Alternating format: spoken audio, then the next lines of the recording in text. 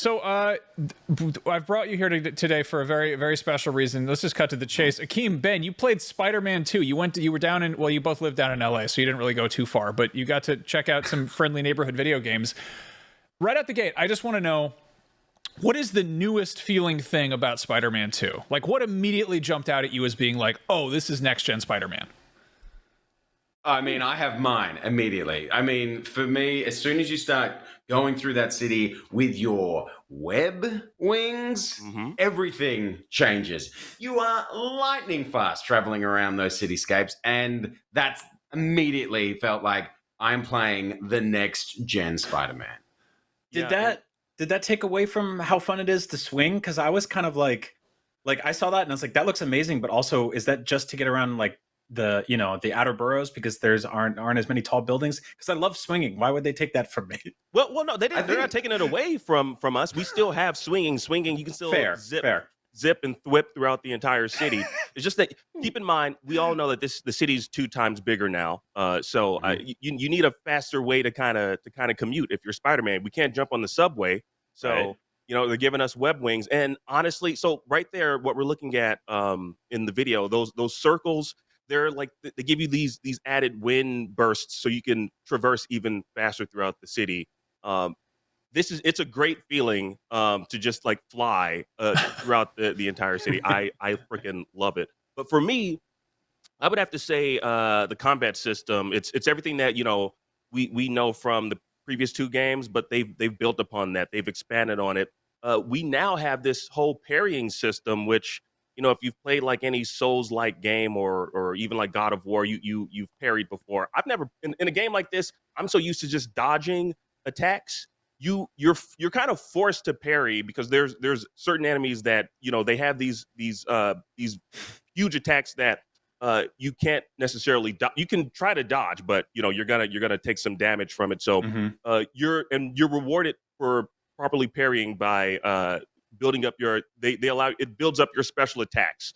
And of course for Peter in this game, he has the Symbiot Suit, so he has 4 special attacks that he can utilize. Of course with Miles, he has like his venom blast and his electrical abilities. So those are added incentives for you to actually parry in the game.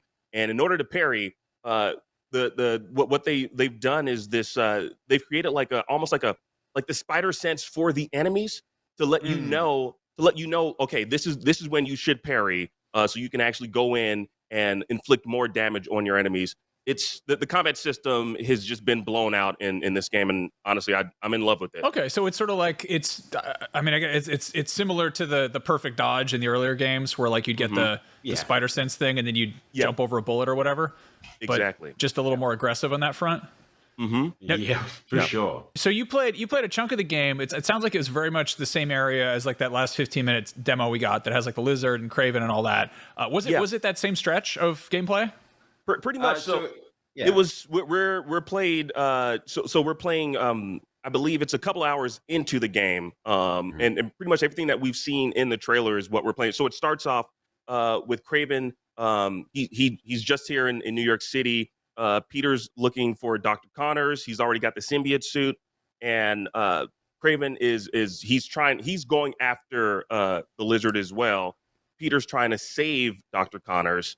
What I love is that there's a reason for each and every character to exist in this game. Like Kraven's after the lizard, Peter's trying to save Dr. Connors. Of course, we have Miles who wants to save, Peter from being overcome by the symbiote. It's like there's a reason for each and every character in this game to exist at the same time.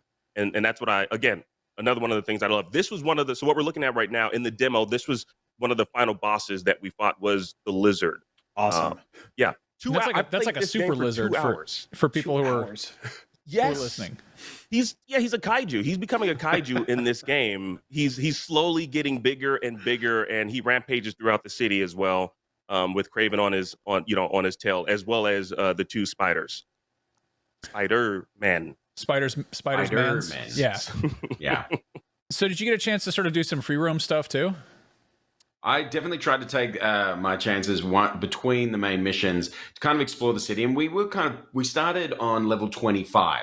So they'd unlocked a bunch of stuff for us. So we don't know what that beginning portion of the game is, although there was some alluding to there's something that is going to happen right at the beginning that is going to be a bit of a surprise. So can't wait to know more about that. But yeah, I ventured out. And one of my biggest pet peeves with the first game is that all the kind of side quests eventually became just samey. A little bit grindy. There wasn't that large a variety, but immediately, they've really upped their game on this one, and the side quests were varied. I mean, you're gonna be swinging through the city, and there's gonna be an alleyway full of bad guys, and then there's these craven tiger-esque robot drone things that kind of appear that you have to fight, and there's also what would you say? Akeem, these big bird. What would you? Hawk, craven, falcon things. Yeah, robotic. Yeah, they're robotic hawks, I would say. I would call them robotic hawks. Drones. Hawks. Yeah. Or drones, yes. Yeah, exactly. And there is a side mission where you get to use your web wings and follow them through the city, and that kind of really locks you in. That's the most I'm just flying without really having to do much effort while you're tailing one of these drone hawks, which was a lot of fun. And I just recently re-platinumed the Spider-Man Remastered because I knew once this game comes out, what they're probably going to introduce, I'm never going back and playing that game. And that game was one of my favorite games of all time. So I wanted to make sure I get that last playthrough in, and I immediately felt the difference. And it's always a challenge when you go and play the first iteration that's about to get a sequel. Am I going to get fatigue when I go and start playing this new game?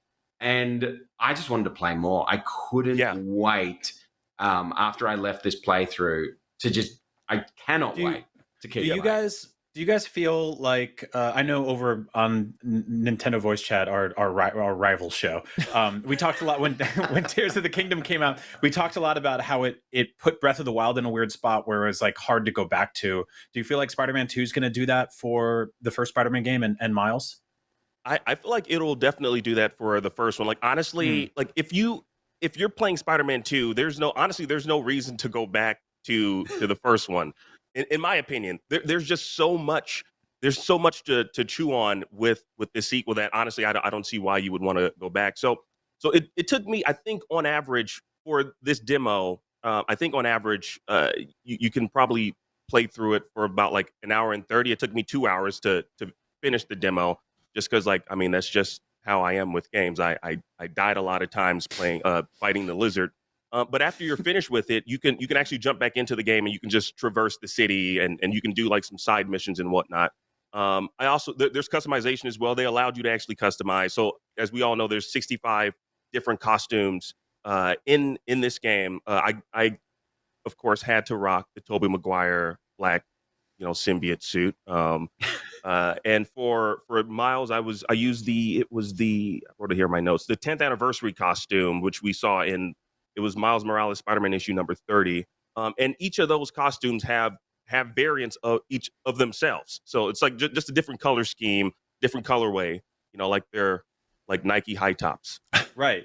Yeah. Exactly. They're Jordans that I keep buying, even though they're the exact same shoe, but they're slightly different colors. I dig that a lot because I'm like, I actually haven't been super in love with a lot of the suits we've seen, but I feel like swapping out the colors on them might help go a long way for me. But I'm also like, I played the entire first game with the animated suit, and so I'm just hoping. I don't know if we've seen anything like that just yet, but I want something kind of like, kitschy and classic when it comes to Spider-Man for this stuff. I'm hoping there's some goofy surprises in there. Like I'm definitely into the, I don't know, the Sam Raimi throwback stuff. Like I think there's something to sort of to feel like you're playing a new version of an old game in a lot of ways. Like this is my child. I would love to get like the Spider-Man animated series, like the original character model in there. Amazing.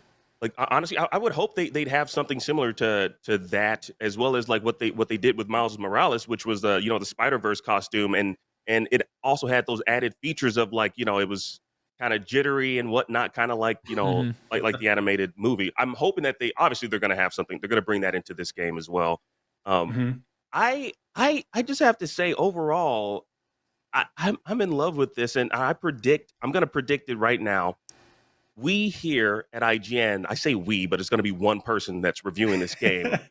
I say we here, we're going to give this an IGN 9. And if we don't give it a 9 or higher, then I have an open invitation for the person that is reviewing this game to come on Beyond and let us share words with one another and talk about whatever you're going to get. Akeem, hold on. They're going to do that no matter what, Akeem. That's regardless of the score they give it, they're going to come on the show and talk about this. It's the biggest PlayStation game of the year. I'm welcome just to saying, come talk about that, but also it's a weird bet. I'm giving them an open invitation. I can't. Can I give them that? I'm just letting no, but it's like you're betting that the sun's going to come out tomorrow morning. it's happening. Don't worry. I have an open invitation for the sun to come out.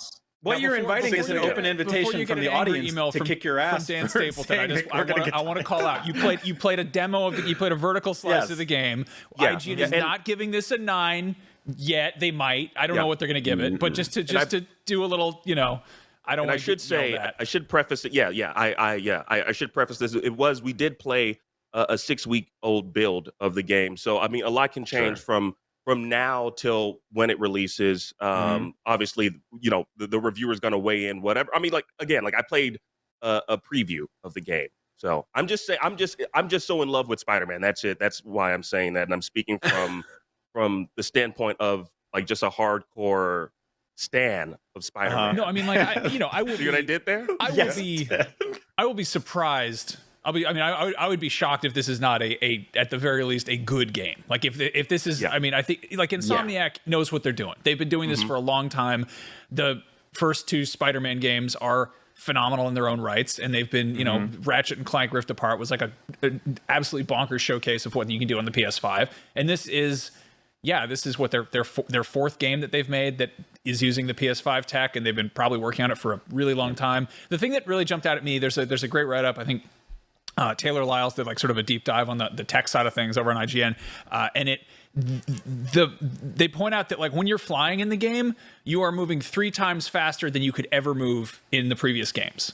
Like just I think to have like that level, that number on there, just like you're 3 times as fast. Period. Like that's which is and like when you do like a full slingshot thing and you like catapult yourself up in the air, that sounds really fun. That sounds like really like it's going to be a good time. But I do kind of worry about what you're talking about, where like going back to Miles Morales or the original, whether it's remastered or otherwise, it's going to be an adjustment. And I can't help but feel like now is the sort of the time for anybody who has any, I don't know, like I don't think I finished the DLC. Like maybe I should go mess with that now. Like I feel like that's a fair warning. I think a lot of people are going to replay the older games to kind of get in the feel for things. But if you got any unfinished Spider-Vis, this might be the time to go back and do that, because I think this is going to be one of those technical leaps that makes the other stuff sort of hard to go back to by comparison.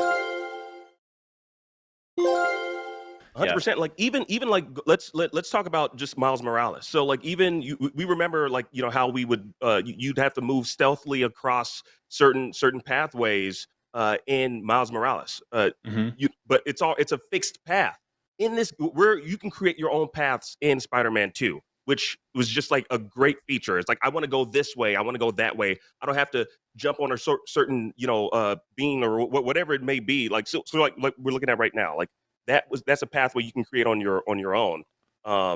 It's going to be hard. It's going to be a hard adjustment if you going from Spider-Man 2 and being able to do what we're seeing right now. Creating your own pathways to going back to Miles Morales, where there's a fixed path that you have to stay on when you want to move across a few enemies. No, like customizing the placement of your high wires and stuff is going to change things dynamically. Like that's really awesome. I'll say like on the critical consensus side, which obviously I can't predict what review score we give it, nor do I really give a shit, frankly. I'll be honest. Like no disrespect to whoever reviews the thing, but I'm not going to personally put a ton of stake in the actual number that's glued to the bottom of the thing that you should all be reading anyway, right? The words are the They're not actually glued there. Yeah, they are. They fall off all the time. It's crazy. Yeah, there's a guy that has to go in and stick them back on. Yes, syntax glue. Yeah, here we use webbing for this review specifically. So I would say like my take on these games is that they are very good to great games at their core, and their gameplay is phenomenal. And when they start to fall apart a little bit in the margins and the side columns and the missions and the sort of extraneous, like secondary stuff that's like not necessarily integral to the core of the game, but when you do want to play more of it and you do want to 100% it, traversal is so fun that it makes those things easy. But a lot of the side stuff in the first two games I wasn't particularly in love with. I felt like it was sort of like slapped on, and a lot of it was very repetitive. So for me, like I just know in my heart the core game here is going to be incredible, and I know traversal is going to feel amazing, and I know there's going to be that thing at the beginning of the game where it goes from cutscene to you have full control of your character, and you're whipping through the skylines for the first time, and it's going to be absolutely exhilarating. And then 10 hours in, I'm going to be like, oh, I got to go fight these like little things over here, or like somebody farted above the bay. Got to swing through those farts. Got to go swing. Yeah, then they can swing through the green farts. Somebody's got to pick up those farts with their suit. Or like there's that Where's Waldo crap with the black cat. Like I don't want. So there was a lot of that in the first two games. And no disrespect. Wait, there was a lot of Waldo in the first two games? Yeah, dude. There was an entire side. Yeah, where Black Cat would be hiding somewhere, and you'd have to zoom in with your little camera and be like, "There you are, I found you.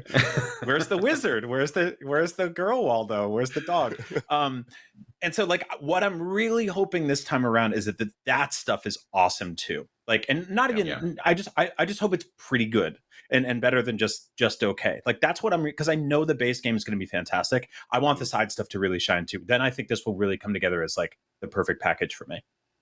Yeah, well, I mean, was really Sorry, I was going to say, what stood out for me, that base game that you talk about, because the first game, the cinematic story of it was so strong. One of the, best, page to screen kind of Spider-Man stories that I think we've had. This one kicks off, as, Kim was saying, we're seeing Kraven but the cinematic quality of it is so high. It is such it feels like the atmosphere around it, the sound design, the way it's directed feels like we're watching, the highest quality animated movie, in my opinion. So cool. The fact that we get to play through that, can't wait. Right, yeah. 100%. Like and like I said earlier, like the way they bring all the characters together, like there's a reason for all these characters to be on screen at the same time. I'm kind of curious to see how, obviously how Venom gets tied into all of this. We don't know, do we? Like how he gets the sticky stuff on him? No, not yet. Which honestly, it'll be a welcome surprise. What we played was great. We see why the Lizard's there. We know why Kraven's there. We know what's up with Peter, Miles as well. You got to save some things for the base game. And so honestly, I'm just looking forward to seeing what this guy's all about. I'm holding up a Venom cup, by the way. Listeners. Don't be careful what's in there. I'm super excited to see just like the set pieces, and that's something like anytime like any of these trailers have kind of showed anything, I've sort of looked away because like those were some of the most incredible and impressive parts of like the last two games, where just like you'd be in a fight on a high rise and all of a sudden it would turn into this entire thing where like buildings are collapsing and there's buses flying through the air on webs and stuff like that. Like that's the stuff that felt like Spider-Man movies to me, that they completely nailed in the games. And it's just like I know that it's kind of QTE based, but whatever. Like it's just they're connective tissue between big fight sequences and the open world stuff, and I love that. I think like that's going to be really exciting to see what they do on PS5. Something I'm curious about, and I don't know, this is tricky for you guys to speak to because you played like a later chunk of the game, but there's always that issue with, games where you unlock a bunch of skills and abilities where you either have to dump a whole bunch of new abilities on top of that, or you have to redo the whole skill tree and like relearn some things. I imagine, with the Symbiot Suit, you kind of get out of jail free card for that. But like, did they have any sort of explanation of like, how are you getting upgrades? Because if you played through Spider-Man, you played through Miles Morales, like you have like a entire toolbox full of abilities and superpowers and stuff that you've already unlocked, and it's sort of annoying to have to re-unlock that, relearn that. But did they give a sense of like sort of how they're rolling that out, or how they're integrating that, or making it just sort of feel fresh without having to like reapply skill points? Ben, I didn't fool around too much with the skill tree. Ben, did you get a chance to Yeah, so some of the skill tree that operated very much similar to the first game, where a lot of those side quests that you're basically collecting those tokens, do a few of these, do a few of that, and then spend them on the relevant skills. They still had that kind of present, with the especially with the Venom powers, they have a whole new way of doing it where you're like holding down R1 and then you can spam the kind of face buttons, and that's unlocking different Venom attacks that have their own kind of cooldown that you fight through to boost them up. So that's kind of how they've bolstered that fighting system. But yeah, it felt fresh. At least having just played the remastered, I was like, wow, I've got so much stuff to do. Yet I didn't feel lost. I didn't feel confusing. Like I'm pressing the wrong buttons now. It still felt like how it did. Just with now, I just have more to do. Okay, God, that's awesome.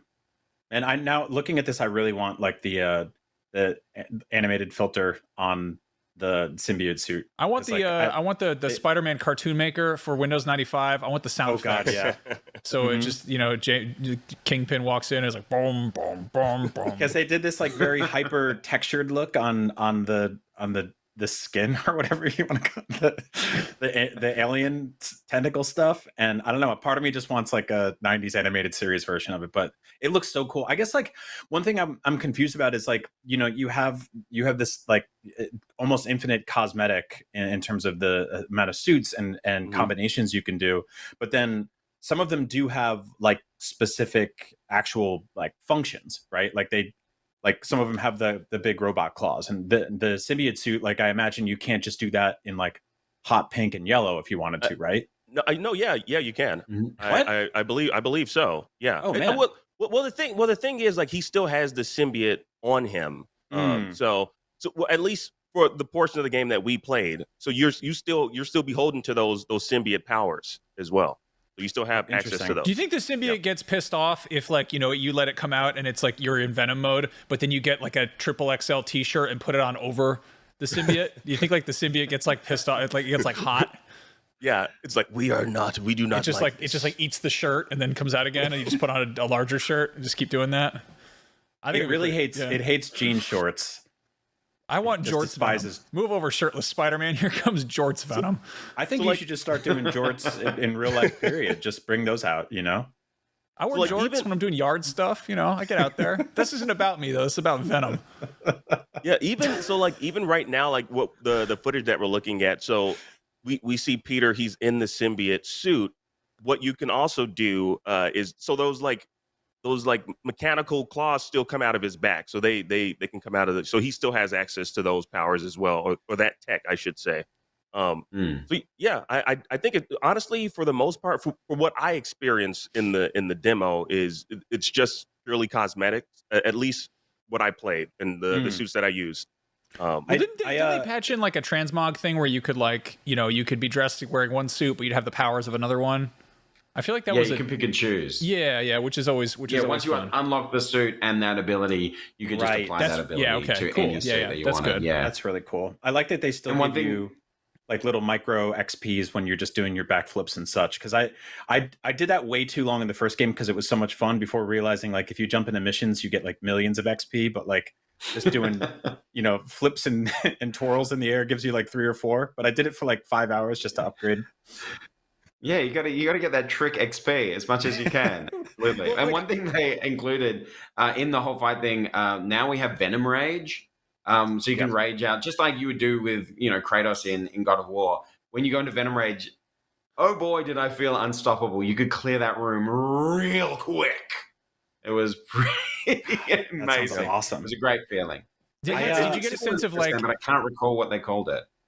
Oh, interesting. Did you get a sense of like Venom of the being a bad boy in the symbiote costume? Did you get a sense of like any sort of ill effects of that? Like this is something they sort of played with in like I feel like Jedi Survivor, and like Kratos, the whole thing is like he's not supposed to lose his temper because he's got a kid now or whatever. But like this is we sort of see Peter turning to the dark side a little bit. Like Venom is bad news. Like we don't want him to be trying to crush people with cars and stuff, but he's going to do that a little bit. Was there any kind of like morality system or like a feel of like, oh, like does he comment on it at all when he's doing messed up stuff to people? You definitely hear, he's a little bit more aggressive in his tone, and a lot of the moves itself it definitely takes a more brutal effect. Like he's not holding back any of those punches, although I don't know if Spider-Man necessarily was holding back in the first game when he was kicking people off roofs or anything. But there is definitely a different flow to his action. It kind of incorporates, but there's no morality system that we saw, I don't think. Okay.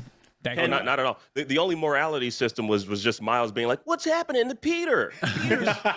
Like that was pretty much it. It was just Miles commenting. Did you guys get to try the fast travel at all? Because I tweeted out like a quick clip of like just going from the map to somewhere in the world and how instantaneous it is. Like we saw it in the showcase last week, and it's just like stunning. And a bunch of people were like, GTA 5 did it.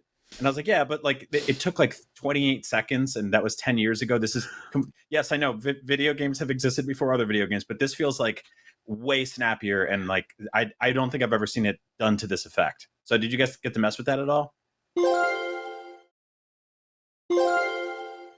Yeah, see, and that was the thing. I was unfortunately, at least I did not. We weren't able to switch between the Spider-Man on the fly. But there were certain portions of the game where it's like you're playing as Miles now, and then it switches on its, it's just part of the narrative. Now you're playing as Peter looking for Dr. Connors. We didn't get to experience any of that, like switching between the two Spider-Men on the fly.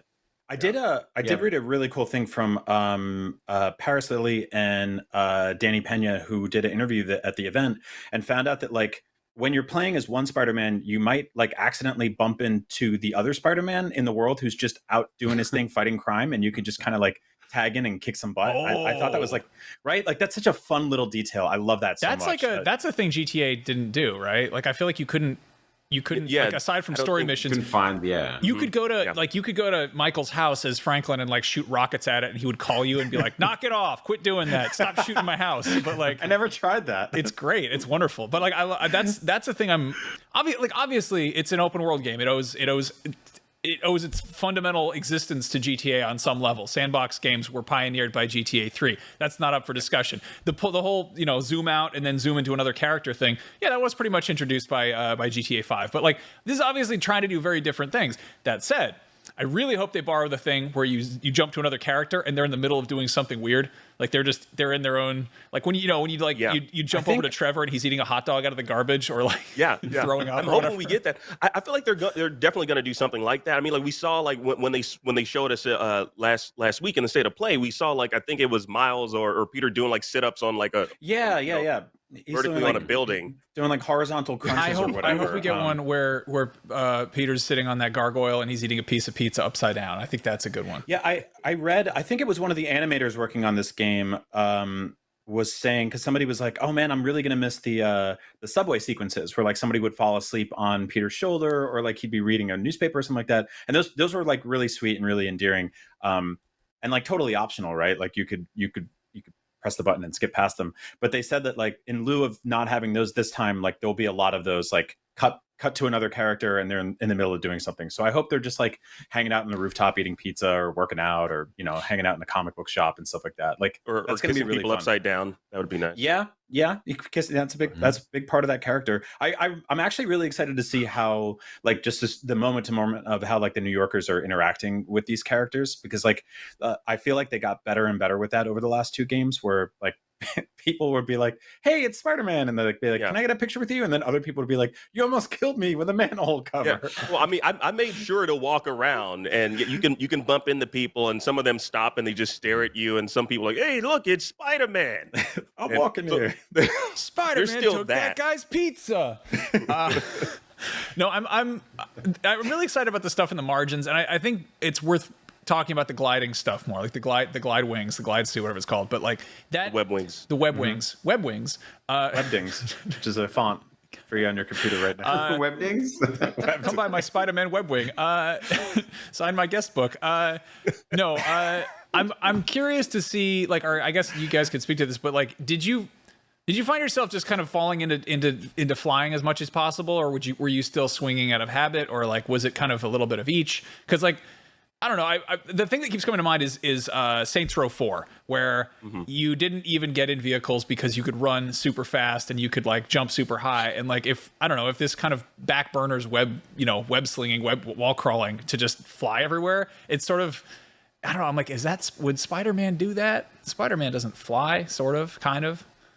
It did. That's sort of how, like, remember like when you turn on detective vision in the Batman games and where you were just like, oh, why would I ever turn this off? And you just had it on for like 50 hours. I definitely think people are going to use that. I found myself using the web wings more than I was swinging around. But I mean, I was also in a, demo environment. But you do lose momentum once you're in the wings. So you are required to kind of get swinging again to kind of get that momentum back up, go back into the wings. But obviously the map being so much larger, it is... it's a creature comfort. It is wonderful to be able to zip around so quickly. I don't know how necessarily they could have incorporated something, if we got rid of the web wings, to be swinging just a lot faster than we were the first game. Maybe it would have looked a little strange, but I think they've handled it really well. The actual wind tunnels, they take a lot from Ghost of Tsushima, where you're like, where do I need to go? And just you see the the wind lines kind of trailing you. But then once you're in the tunnel, they give you those, the big circles. Can people see those? I don't think I need those. Yeah, I was like, I don't think I need those. I'm trying to picture a guy trying to sleep in the city. Yeah, it's like 2:00 in the morning. He's like, turn the lights off. Turn off the circles. No, that's something that I'm actually sort of hesitant about this game, and I really hope it's an option to turn it off in the settings. But like, I feel like there's just a lot of crap. Like they're trying to avoid having too much stuff on the HUD, but there's just a lot of crap floating in the sky. Like there's just like a big ass triangle to tell you where Mysterio is, or like go here. It's like, there's just like a bunch of, and it kind of starts to look like Crackdown, Like I'm like, okay, that's there were these good, but there were these weird like fractal pieces in the sky. Ben, I don't know if you know what I'm talking about. It kind of looked like, when someone's glitching out in like into the Spider-Verse. I was like, what? Why is this? Why are these things there? Why is there so much crap in the sky? I'm not complaining. Well, obviously, there's a reason for all of it, but it was just like, it just looked kind of cluttered to me. And as far as like story reason, sorry. Okay. I was just saying the story reasoning was that they've got like upgraded AR, lenses on. They've incorporated into the tech of his. It's in his mask. Whole, and there's like glitching happening through this Craven camouflage like tech stuff. Like he's not like Craven has got some serious tech behind him. He's not just a hunter. He's quite the engineer. I wish more engineers worked for like he does. I think it would be great if like instead of just like polar fleece vests and like tech wear or whatever, people just would wear like a big fur vest. Just a little bit of both. Just a big bear. Those deers never stood a chance. It's not fair anymore. No, I do wonder if you'll be able to turn all that stuff off. But like obviously at the end of the day, I'm like this is a video game, right? And so like they have to meet that weird halfway point between like let's make a cinematic product as much as possible, and then like let's make something that people know where to go. Yeah. Back to Max's point though, I don't think the web wings traversal system is gonna replace like the feel that you have of just swinging around the city. It's a nice feature. Also for me, I don't know if this is probably for you too, Ben, but like it's a bit of a learning curve, like getting used to that mechanic as Spider-Man, because like you're sort of gliding. You're gliding. You're flying, but it feels like it's you're really just gliding. So it's like it's a learning curve. I found myself hitting the bodies of water a lot, but you can also skid across water, which was pretty cool. If you're going at a certain speed, it's just.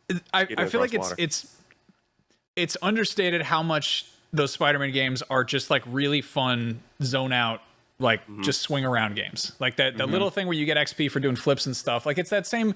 I don't know. I like. This sort of the cruise around in San Andreas or whatever, just like space out and just move around a big map. Like Forza Horizon's entire model is that of just being like, you're in a big sandbox, go screw around, like, and it feels good enough to move throughout it. And like I guess I'm curious for the people who who really just want to like one of my very good friends would just get very high and would just swing through New York. He just swing around, just just chill you can out. Say my and do name. that. It's fine.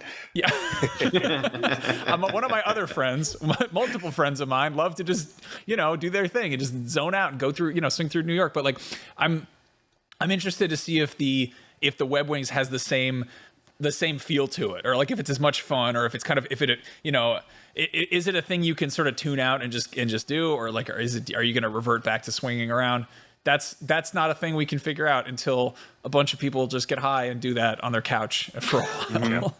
It does feel good just using both. Like I mean, you can swing and then you just start gliding. Like it's very seamless. It feels good just like switching between the two.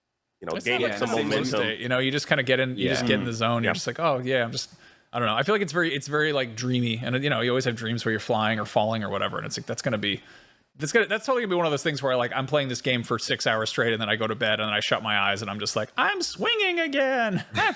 I can see it now. That's how you talk in your dreams? That is how I talk in my dreams. Yeah. Yeah. No. Like a little British kid lives. I don't know why my internal monologue is just this small child voice. Spider-Man. No, I mean, back, everybody. I trust Insomniac. I mean, like they made swinging in these games like that's one of the best video game mechanics ever, and so like I trust that they'll knock it out of the park again for the other thing. And yeah, that was like one of my favorite things to do. That wasn't me getting high in that story. I'm a responsible father. But no, one of my favorite things to do was like swing around New York City and just go in circles and dip through alleyways. And all of a sudden you get a call and it'd be like, Spider-Man, 6 guys just keep, trying to knock this bookstore over or whatever. And you'd go down there and beat the ever living shit out of them. And then you fly back up. It's funny. You almost just described one of the missions that we did, except someone stole like a bunch of music instruments. That's why you saw is that the Spider. drum? Oh, yeah. That's the drum? Okay. Yeah, the drum is very special. You retrieve the drum and you give it back to this woman. She's like, oh my goodness, this used to belong to Drum and Joe. Or she has like a story about the drum. I'm like, it's just a drum. Drum and Joe. That's the one that came. I'm not saying like I'm above that, but if I was Spider-Man, I would let that one go. I'd be like, that's all right. You get your own tuba.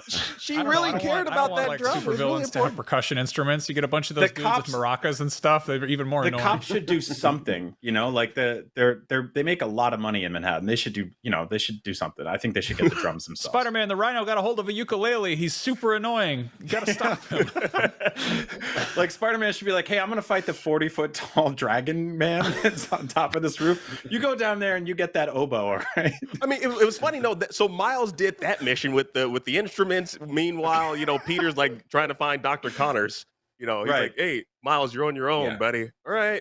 It was okay. Just to explain it a little bit more, it was Miles's mom who said, something's happening over there. You should probably help that museum. Someone's stealing instruments. All right, Mom, I'll go take care of that. God, and so that's what happened. He takes missions from his mom. I used to love, when I lived in New York, my favorite thing to do was go to the Museum of Musical Instruments. Just hang out. It was a museum. I didn't know those existed. Hey, look, this game is teaching me new things. I didn't know there were museums for instruments. Those instrument exhibits where the people get up on a stage and play the instruments. Oh, it's a concert. That's what I'm talking about. But more than that, why are there criminals trying to knock off a place where you can get instruments? They want to start a band. Yeah. That's why. We didn't get any solo Mary Jane missions in the demo at all. Thank God. Now, whether or not they appear is a different thing, but we did get one Spider-Bot mission, and the only way it reminded me, talking of instruments, is I remember being in a room with the Spider-Bot as you're like going through one of their buildings, and there's like a xylophone. A xylophone. Yeah. And you run across the xylophone as the Spider-Bot. It's like. Why are there so many musical instruments in this game? Because the criminals are trying to steal them. I don't know why. That's right. They're all starting their own band in their garage. It's going to be a hoot. The Sinister Craven's Six like, I'm getting the band together, literally. All right. So I really hope there isn't any Mary Jane sneaking missions. In the music museum or any museum. So tired of all those were sneaking missions. Oh my God. The pacing would just like come to a screeching halt. I remember going from like some crazy epic mission or open world stuff, and all of a sudden it would just hard cut you know, you'd hit a button or you'd go through a door and Mary Jane would be like, I have to take pictures of a statue. Uh-oh, guess who's here? It's a bad guy. And people would just, it was like insta-fail stealth. And I was like, this is not why I bought this game. I like to, my favorite thing is to forget about those missions and not think about them. But hopefully there's none of those.